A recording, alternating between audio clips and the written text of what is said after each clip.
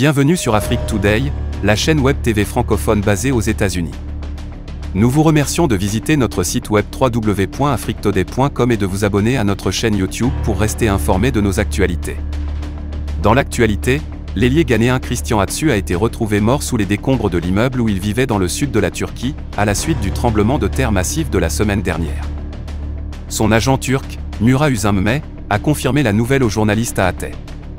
Atsu, âgé de 31 ans, avait été porté disparu depuis le tremblement de terre du 6 février, suite à l'effondrement d'un immeuble d'appartements dans la province de Hatay.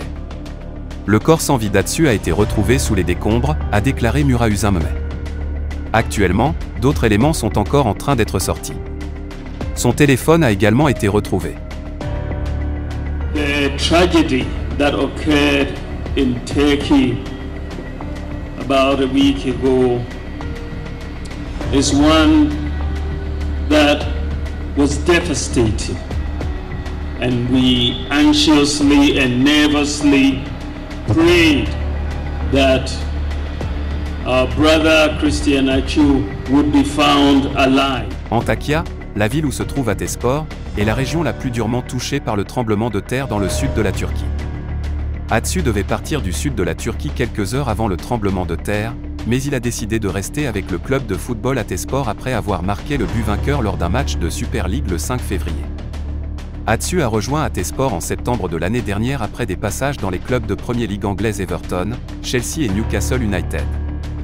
Il a remporté 65 sélections pour le Ghana et les a aidés à atteindre la finale de la Coupe d'Afrique des Nations en 2015, où ils ont perdu contre la Côte d'Ivoire au tir au but. Il a été pour la dernière fois sélectionné pour jouer pour le Ghana en 2019.